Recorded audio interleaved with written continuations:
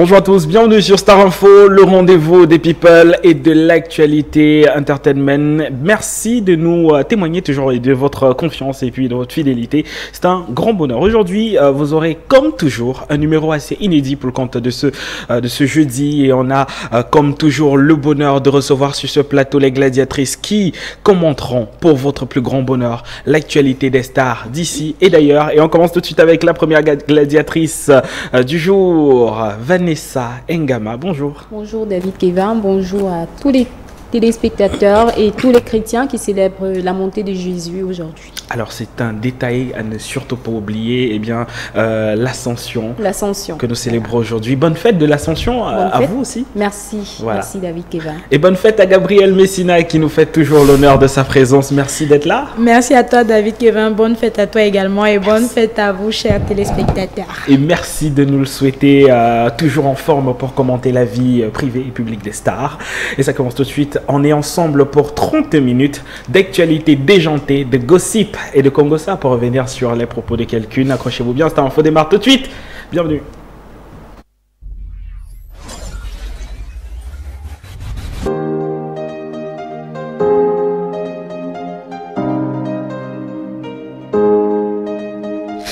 Et on commence tout de suite avec la première actualité, le buzz de la journée. C'est une info assez impressionnante qui nous vient des propos d'un millionnaire.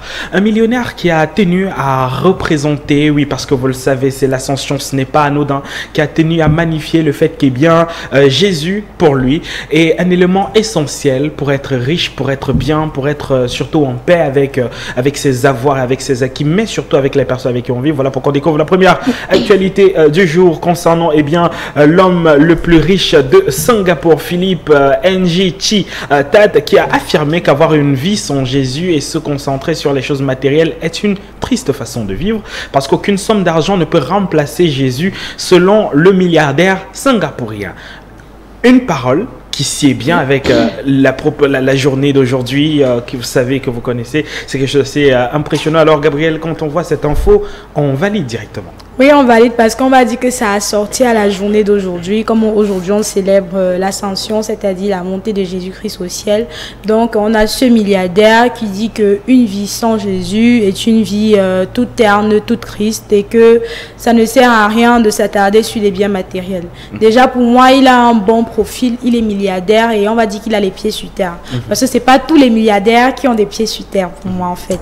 On va dire que l'argent, on va dire, ça abrutit certains. Il y a d'autres de devenir plus intelligents, ça les abrutit ou bien ça les rend, on va dire moins éveillés. Donc on va dire que cet homme, il est resté avec les pieds sur terre et il sait que sans Jésus, il ne serait pas milliardaire aujourd'hui. Voilà. Donc vous avez retenu Vanessa Ngama, milliardaire, pieds sur terre et geste terre à terre. Terre à terre. Alors quand on voit cette illustration, on comprend la portée que peut avoir un Jésus dans la vie d'une personne. Soit-il il peut être riche ou pauvre, mais on comprend que c'est quelque chose d'assez impressionnant. Je reviens dans la journée d'aujourd'hui, voilà, qui est une journée assez simple. Dans le livre Jean, verset 15, le livre Jean, chapitre 15, verset 5, Jésus dit bien que sans moi, vous ne pouvez rien. Oui. Ce qui veut dire, Jésus, voilà, il va jusqu'à dire que ceux qui sont en moi portent beaucoup de fruits. Alors, ce monsieur, il a beaucoup d'argent, sans oublier, voilà, que l'argent qu'il a, c'est grâce à Jésus, à Dieu qu'il a pu avoir cet argent. Et voilà, je salue beaucoup son message à tous ces jeunes, à tous ces grands monsieur là dehors qui ont beaucoup d'argent, qui ne doivent pas oublier que l'argent, c'est pas l'essentiel, mais c'est Jésus et c'est Dieu qui donne ce qu'ils ont. Alléluia. Merci beaucoup pour cette petite parole d'évangile, je préfère dire ça comme ça. Mais une chose est sûre, vous l'avez découvert à l'instant, c'est un propos qui vient d'une personne milliardaire, comme quoi il ne faudrait pas fausser pour réussir. Il faut mettre la bonne divinité devant. Autre actualité, on parle de milliardaires. Restons chez les milliardaires. Un autre milliardaire qui réussit à avoir la main sur le cœur et qui a été frappé par une image assez impressionnante qui s'est présentée à lui. Alors c'est l'histoire d'un jeune garçon qui, du fait des conditions de vie difficiles dans lesquelles il se retrouvait, avait décidé de poursuivre ses études et d'apprendre ses leçons en bas d'un panneau lumineux dans la rue, en bas d'un lampadaire. Et touché par cela, le milliardaire a décidé de changer totalement la vie de ce jeune homme en lui construisant une maison qui répond à des critères véritablement décents. Et aujourd'hui, le jeune homme peut apprendre et découvrir pas mal de belles connaissances grâce à ce milliardaire. Illustration facile en image, on découvre ce jeune milliardaire qui a offert bien des cadeaux qui ont changé la vie d'un garçon qui est devenu célèbre après avoir été photographié en train de faire ses devoirs sous un lampadaire. Vous le savez, c'est la période des examens, on va dire des examens officiels. On parle du baccalauréat. On voit un enfant comme cela qui est en train d'apprendre dans la rue parce qu'il n'a pas de lumière ou des conditions de vie assez impressionnantes, mais qui décide quand même de se battre. Et par tout hasard, au Pérou, un milliardaire dit, bon écoute, je change la vie de ce garçon, il a envie d'aller de l'avant. C'est un bon geste quand même. Bah, pour moi, c'est un très bon geste. J'espère juste qu'un jour, ça va essayer de s'implémenter ici au Cameroun, parce que ce geste de cet enfant qui sort de chez lui, parce qu'il n'y a pas je sous-entends qu'il n'y a pas d'électricité chez lui, il sort de chez lui avec ses cahiers pour aller bûcher, parce que c'est pour profiter de la lumière, de l'éclairage des lampadaires. Il y a également des jeunes Camerounais qui le font ici, mais apparemment, la plupart, on va dire, des bourgeois d'ici n'ont pas la main sur le cœur, comme au Pérou. En tout cas, au Pérou, ça a marché. On invite aussi les jeunes milliardaires et autres. Bon, bref, tous les milliardaires de tout âge à s'essayer également avec cet acte-là. On va dire que, bon, quand tu es milliardaire, tu as assez d'argent. Si tu offres une maison à quelqu'un qui est dans le besoin, bah, ça ne t'enlève rien. Bien sûr. Bon, tu peux plutôt, bon, au lieu d'acheter une voiture noire ou bien une montre à, je ne sais pas, 17 milliards. Ouais. Voilà, je suis en train d'indexer qui vous connaissez pour ceux qui suivent l'émission chaque jour. Au lieu d'acheter une voiture noire et tout, ça ferait plein de maisons à ces enfants qui n'ont pas de lumière chez eux et qui sont en classe d'examen et tout, et qui voudraient bûcher. Ouais, et ça pourrait aider. J'ai entendu vos pensées parler de Cristiano Ronaldo. Oui, non, d'accord. Vous le savez, c'est assez quand même impressionnant de retrouver un philanthrope comme ça. L'histoire se déroule du côté du Pérou, c'est une histoire vraie. Oui. Il se retrouve en train d'apprendre parce qu'il veut découvrir de nouvelles connaissances, et là, touché par cet acte, ce milliardaire dit qu'il faudrait aider ce garçon parce qu'il veut aller de l'avant.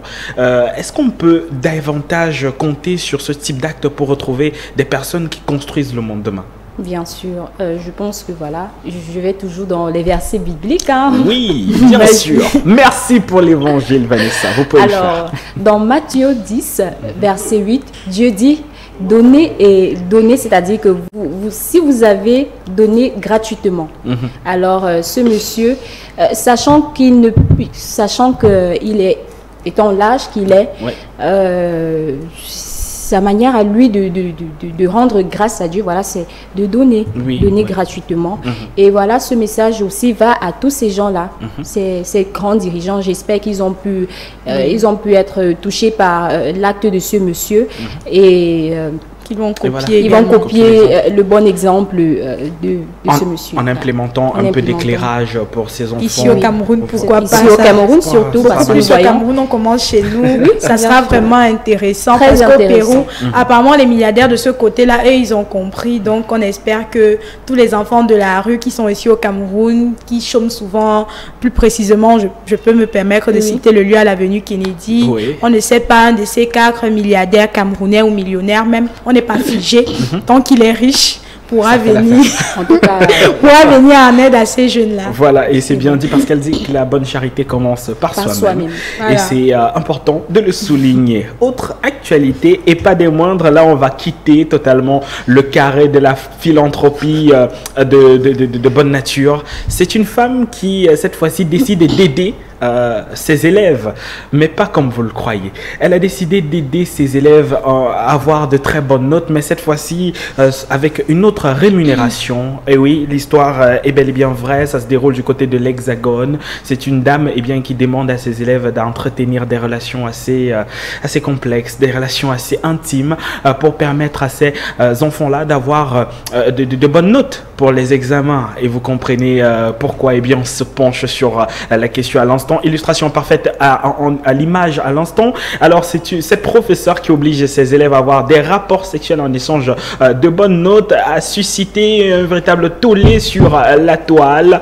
Déjà, du fait que elle est assez, beaucoup ont jugé qu'elle était assez canon, que pourquoi il faudrait bien qu'une femme avec cette plastique se retrouve en train d'utiliser on va dire, des méthodes pareilles pour atteindre ses besoins. Est-ce qu'un homme ne pourrait pas résoudre ce problème? Vanessa Ngama, vous êtes une femme. Qu'est-ce qui peut justifier le besoin pour une femme comme celle-là qui apparemment a tout, on va dire, n'a pas d'handicap, n'a pas de problème apparent? Qu'est-ce qui peut justifier le choix d'une femme comme cela d'exiger de ses élèves une contrepartie sexuelle pour avoir de bonnes notes? Déjà, c'est très compliqué son histoire, mais je pense que nous vivons ce genre de situation dans la plupart de nos collèges ou de nos universités au Cameroun. Alors, ce qui peut pousser une femme, voilà, à se lancer dans ce genre d'acte, je pense que déjà, elle n'a pas d'estime en elle. Elle peut être peut-être dans une relation avec un monsieur qui ne la satisfait pas assez. Disons donc, elle se retourne vers ces jeunes-là qui peuvent apporter, qui peuvent lui donner une certaine vibration. Une certaine vibration, voilà. Ça, c'est pour reprendre les propos de Gabriel Messina. En quelque sorte, c'est ça. Voilà. Mais je me dis que le faire à l'école, vraiment, c'est pas bien. C'est une atteinte vraiment, à la pudeur, à la morale. À la pudeur, et c'est vrai. Et je me dis, ces élèves-là ou ces étudiants qui se laissent emporter par ce style d'acte, vraiment sont les étudiants qui aiment la facilité, ceux-là qui ne veulent pas travailler. Parce que je ne vois pas l'intérêt pour toi de sortir avec ton professeur ou bien ton enseignante. C'est vraiment... C'est incongru. C'est pas bien. Elle a parlé de relations, de recherche, des faits, de sensations nouvelles. Est-ce que ça peut être le seul facteur, Gabriel, qui pourrait... Pour moi, c'est pas le seul facteur. Ça dépend aussi de son état mental. Je me demande bien c'est qu'elle a tous ses sens et tout. Parce qu'on va dire que l'enseignant, c'est le miroir de l'élève, en fait. L'élève copie tout chez son enseignant plus que chez ses parents. Parce que, logiquement, les enfants passent un peu plus de temps, surtout pendant la période scolaire, avec leurs enseignants que leurs parents. Parce que c'est toujours en soirée que vos parents rentrent et tout. Et du coup, le soir, on dort, la discussion, elle est minime avec le parent et tout. Après, vous allez au coucher et le matin, vous recommencez à l'école. Donc, on passe un peu plus de temps avec les enseignants que les parents. Donc, du coup, quand cette enseignante veut inculquer de telles mentalités à ces élèves-là, on est en droit de se poser des questions. Et je ne pourrais pas dire que c'est parce qu'elle a la recherche des sensations fortes, en fait. Moi, je me dirais juste que elle fait juste ça, on va dire... Bon, je dirais, je ne peux pas utiliser ce terme ici en direct. Elle fait juste ça, en fait, pour se faire plaisir à elle, sans penser à l'impact que ça peut causer sur ces jeunes enfants-là, en fait. Voilà, donc c'est égoïste. Donc on pourrait taguer, selon les propos de Gabriel, cela à ce qu'on appelle la nymphomanie, cette recherche effrénée des choses assez particulières. Suivez mon regard. Ce n'est pas tout. Vous avez toujours dans le carré du buzz aujourd'hui d'autres infos. Alors, ahurissante. On parle d'histoire d'amour, mais pas comme les autres. Cette fois-ci, c'est une histoire d'amour qui allie deux entités parfaitement étrangères. L'autre entité permet la traversée des hommes et l'autre entité, je préfère dire ça de cette façon, permet la venue des hommes au monde. Illustration parfaite à l'instant. Alors c'est une femme qui tombe amoureuse d'un pont et qu'elle a épousé il y a 6 ans. Mais cette Australienne tombe amoureuse d'un pont et l'épouse. Mais il se pourrait, selon certaines rumeurs, qu'elle n'est pas très très contente parce que, vous savez, le pont est trop fréquenté. Elle a l'impression un petit peu que ce n'est plus sa possession. Et puis c'est une histoire qui se passe du côté de la France. C'est une Australienne qui est tombée amoureuse d'un pont au sens propre et qui a décidé de convoler en juste noces avec ce pont et qui estime que le pont ne l'appartient pas véritablement. C'est impressionnant. Gabriel, je sais qu'on a parlé d'informations déjantées sur ce plateau, mais là, là, c'est le summum quand même. Bah, pour moi, c'est un peu une information de ouf dans le sens où elle a utilisé une figure de style qu'on n'aimerait pas utiliser. C'est la personnification. Donc, elle a attribué à une chose, elle attribue à... bon, elle considère un pont qui est une chose comme une personne en fait. Oui. Au point de se marier avec ce pont, pour moi, c'est quasi ridicule. Ça émane de la démence pour moi. Je ne sais pas, je reviens encore au terme. Je ne sais pas si c'est la journée où je dois utiliser à tout prix ce thème. Je ne sais pas si elle a tous ses sens, si c'est qu'elle est normale et tout. Et en plus, le pont, c'est, on va dire, c'est une route. C'est où tout le monde peut la traverser à tout moment, que ce soit voiture, vélo, moto, ou bien personne, même piéton et tout. Voilà. Donc, du coup, comment elle voudrait-elle que personne ne puisse traverser ce pont? Ouais. On va dire que même dans les relations entre choses et êtres humains, l'infidélité existe toujours apparemment. Alors, Vanessa Ngama, un petit commentaire par rapport à cela. Ça veut dire qu'il n'y a pas de relation parfaite finalement. Il n'y a pas de relation parfaite. Cette femme, elle dit vouloir être stable. Stable, c'est-à-dire elle a choisi un pont. C'est pas concevable pour moi. Elle dit il est beau, il est fort, il est... Bon, en fait, ce que j'ai lu dans l'histoire, c'est terrible. Et vraiment, je condamne aussi ces pasteurs-là qui ont béni cette union. Vraiment, c'est un truc vraiment déjanté. C'est déjanté. Mais ce type de personnes, ils n'ont même pas besoin de la présence d'un pasteur ou bien d'un homme religieux. Parce qu'on va dire que bon, la plupart des personnes de l'Occident, ils sont un peu déjantées. Si elle dit qu'elle se marie, elle va se marier avec un prêtre ou pas. Elle va porter une robe blanche, elle va se placer. Même si elle prend une de ses voisines pour sceller l'union, elle sait qu'elle est légalement mariée avec un pont. Cette dame, c'est écrit. Il y avait le maire, c'est-à-dire, je ne sais pas le maire, mais un maire, il a officialisé, officialisé l'union avec le pont. Il s'agissait là de mariage civil, pas religieux apparemment. Un mariage civil. Voilà. Un mariage civil, elle se dit, son pont est stable, sa relation va être stable, et puis ça voilà. C'est incroyable. Ça montre l'amour qu'elle a pour la terre, en fait, pour le paysage. Mais une chose est sûre, c'est incroyable, mais pourtant vrai. Et tout ce que nous on peut dire, c'est qu'ils vécurent heureux, mais n'eurent pas beaucoup d'enfants. Vous regardez Star Info, bougez pas. L'actu people.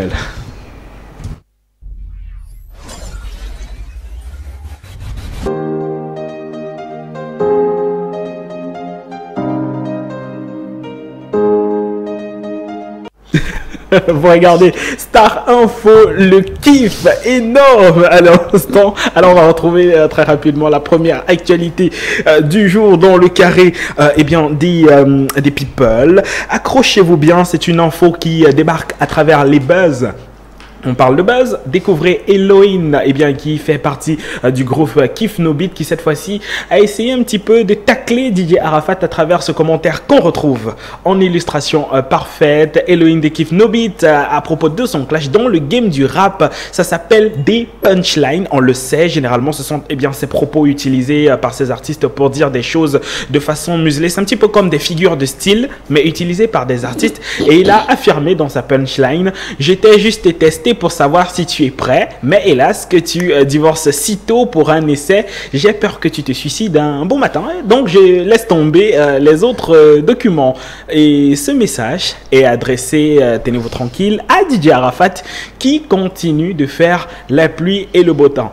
Gabriel, vous avez suivi cette actualité, ça continue quand même. Pour moi, c'est une information, j'ai juste envie de dire oui, en fait, c'est de ouf en fait, parce que justement, je ne dois pas prendre parti, mais là, je suis obligée de le faire. Et lui, il a parfaitement raison parce que Arafat, il aime bien titiller les gens. Il a fait la même chose, comme on le rappelle tout le temps sur ce plateau avec Ariel Chéné. Il a dit qu'il aurait eu des rapports avec la femme d'Ariel Chéné et que la femme d'Ariel Chéné, ce serait une passe-partout et tout. Et voilà. Et maintenant, quand on veut refaire la même chose à Arafat, lui, il va jusqu'à divorcer. Donc, pour moi, c'est vraiment un peu enfanteur. On va dire qu'il n'aime pas, il n'aime pas ce qu'il fait aux autres, il n'aimerait pas qu'on le lui fasse à lui, et c'est ce que ce membre des Kif No Beat a si bien fait. Et Arafat on va dire quoi, il a failli en fait devant tout le monde, et tous ses fans le regardent chaque jour que le Arafat qu'on avait en image chaque jour, la grande gueule, le Yoruba. En fait, c'est du vent. En fait, ce n'est qu'un être humain. qui a ses faiblesses et qui ne supporte pas qu'on le pointe de temps en temps du doigt. Alors, il y a une citation, Vanessa, qui dit généralement que pendant que vous baissez pour regarder le postérieur de quelqu'un, il y a quelqu'un qui est en train de mater correctement votre postérieur. Et c'est ce qu'on retrouve à l'instant, parce que Didier Arafat, en allant tacler d'autres artistes, il a fait avec Serge Bello, il a fait avec Ariel Cheney, en oubliant, avec des bandeaux aussi. Bien, c'est vrai que je ne suis pas très Arafat, je ne Oui. suis pas très coupé décalé, Oui, mais c'est quand vrai. même, Et c'est vrai. j'ai des petites informations sur ce sujet. Et il faut dire que en le faisant, il a oublié que lui aussi, il est marié, mais peut-être pas avec une sainte. Voilà. Et voilà qu'aujourd'hui, les travers d'autrefois reviennent sur le chemin. Comment est-ce qu'on vit cette info? Est-ce que c'est la meilleure démarche pour Arafat de divorcer comme ça? Bah, je pense que j'affirme ce que celui de Kif Nobidi, il n'est pas assez solide. Fort, il n'est pas solide.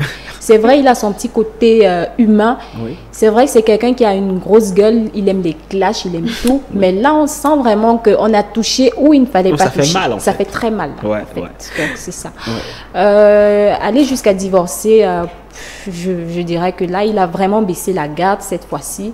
Je ne conçois pas.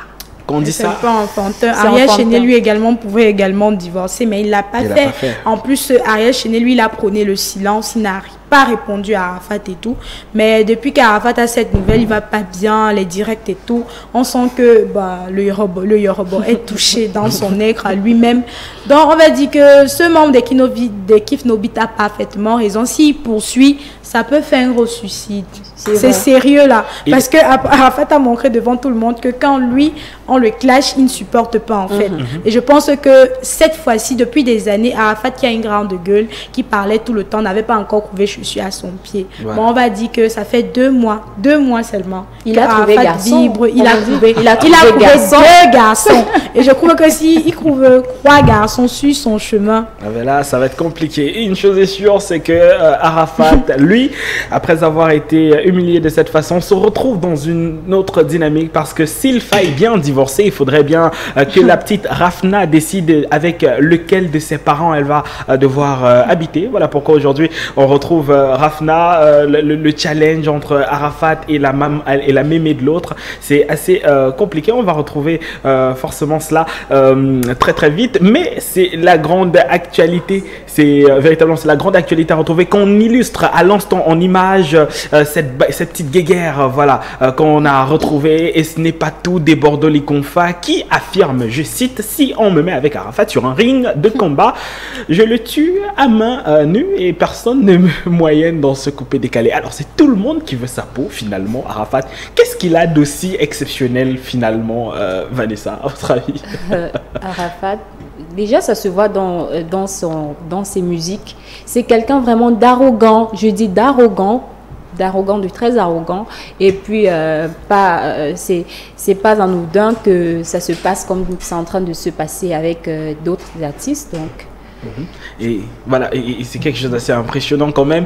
Gabriel Messina, très rapidement, comment est-ce qu'on peut justifier ces propos de Bordeaux Likonfa? Est-ce que ça pourrait aller à un moment donné aux mains? Bah moi je pense que ça pourrait aller aux mains, mais niveau physique, là j'ai déjà plusieurs fois vu Bordeaux Likonfa en concert. Bordeaux, c'est quelqu'un qui est très grand de taille. C'est vrai que niveau physique, il n'a pas vraiment trop les abdos, ou bien il n'est pas tellement musclé. Oui. Mais déjà, niveau physique, je pense qu'il a la hauteur de pouvoir donner un bon coup de poing à Arafat. Arafat également, je l'ai déjà vu en concert, niveau taille et tout. C'est pas trop ça. C'est vrai que le corps, il est musclé, il y a les abdos et tout. Mais des fois, ça ne suffit pas. Ça ne suffit pas. Donc, je pense que Bordeaux peut avoir raison, et je pense qu'il manque en fait qu'on arrive à ce niveau-là. Arafat a déjà vécu tout, sur tous les points, il a été larisé. Il manque qu'il arrive maintenant dans un ring avec un adversaire, et quand le fouette là, ça serait fini d'Arafat en fait. Et de ses fans. J'imagine un peu la tête de Gabriel Messina quand cela arrivera. Ça va être un truc de dingue. Et on boucle avec cette information qui nous vient tout droit de Washington. Vous savez, ce sont les vacances déjà qui pointent à l'horizon, et il y a de l'amour dans l'air. Vous allez comprendre pourquoi. Parce que, eh bien, il se pourrait que la petite Malia Malia Obama aurait trouvé l'âme sœur. Ben, c'est vrai que il y a très longtemps, beaucoup de gens se demandaient, mais ouais, comment est-ce qu'on fait pour que ça arrive? Et puis voilà, l'illustration, c'est ton image. Découvrez en exclusivité sur, forcément sur Star Info, le petit boyfriend de Malia Obama. Ah que non, de Malia Obama, oui, la petite Obama et son amoureux que vous retrouverez à l'instant. C'est vrai que là, on fait durer le suspense. Tada, voilà l'illustration et c'est ce jeune Chris Milton qui aura désormais la lourde charge d'assurer le petit cœur de la petite Sasha Obama, rectificatif, âgée de 18 ans, qui était accompagnée de son petit ami et sa mère Michelle Obama également était présente lors d'un magnifique cocktail. C'était impressionnant, c'était magnifique. Vous validez? Je valide. Là, c'est mignon. Je valide, parce que tôt ou tard, vraiment, elle a besoin de se sentir aimée et d'être aimée. Alors, je valide. À 20 ans, c'est déjà quand même l'âge... L'âge où les émotions bouillonnent. Donc, je valide. Voilà, c'est l'avis de notre chère Vanessa. On va prendre la prochaine dorsale et forcément, on vous invite à rester bien scotché. Vous regardez Star Info, la prochaine dorsale qui sera bien sûr sur les réseaux sociaux sur Star Info pluriel. Ne manquez pas de le faire, c'est sur la page officielle. Et quant à nous, on se dit rendez-vous demain. Merci beaucoup. Merci à toi, David Kevin, et merci à vous, chers téléspectateurs. Ne manquez surtout pas la rediffusion qui sera à 17h sur Humanitarian TV. Voilà. Merci Vanessa. Merci David Kevin. Coucou. Et on se retrouve forcément, comme elle a dit, à 17h et passez une très bonne journée. À demain. Salut.